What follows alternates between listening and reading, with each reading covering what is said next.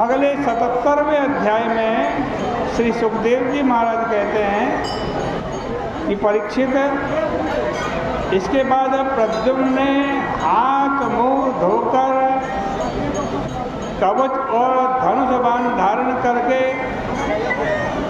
अपने सारथी से कहा कि जहाँ जोमान है वही मुझे ले चलो।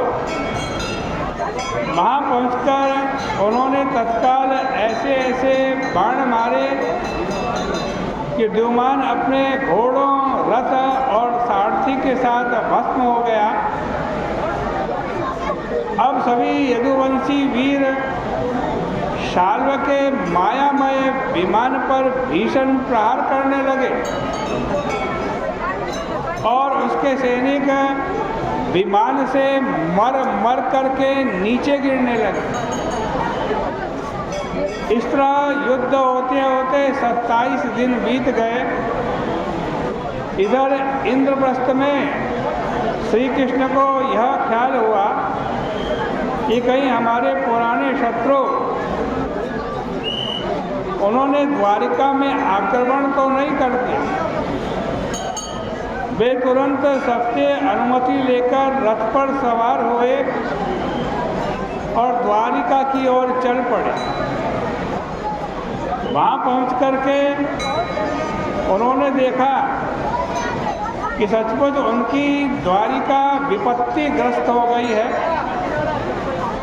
उन्होंने बलराम जी को द्वारिका की रक्षा करने के लिए कहा और अपने सारथी दारुक को आज्ञा दी कि मेरा रथ जल्दी से जल्दी शाल्व के पास ले चलो।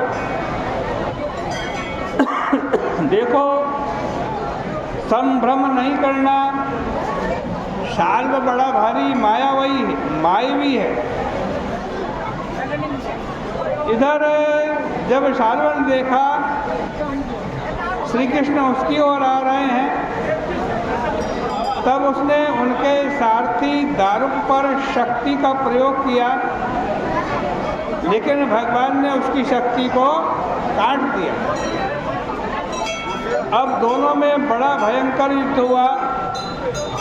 एक बार तो शाल्व ने ऐसा आश्चर्य कर दिखाया कि उसके शस्त्राघात से श्री कृष्ण के वाम बाहु में शोभायमान सांग नाम का धनुष गिर पड़ा।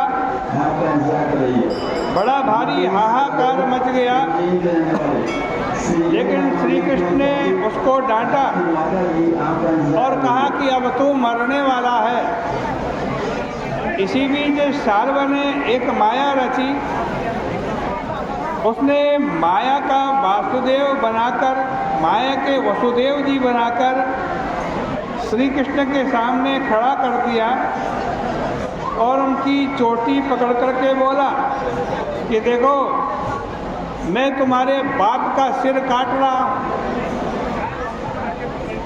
उसने काट भी दिया। देखकर भगवान श्री कृष्ण थोड़ी देर के लिए बेहोश तरीके से हो गए, लेकिन जिन भगवान के चरणों की सेवा से अविद्या का नाश होता है और मोक्ष की प्राप्ति होती है, उनमें शोकादि कहाँ से आ सकता है।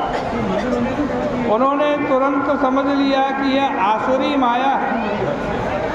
इसके बाद भगवान ने अपनी गदा के प्रहार से शाल्व के विमान को चूर चूर कर दिया और जब वह धरती पर आकर के युद्ध करने लगा, तब अपने चक्र से उसका सिर काट दिया। इस प्रकार से श्रीमद् भागवत महापुराण के 10वें स्कंद का ये 77वां अध्याय भी परिपूर्ण होता है। आज की चर्चा का यहाँ विराम करते हैं। कल को 78वें अध्याय की चर्चा होगी। बोले कृष्ण कन्हैया लाल की जय।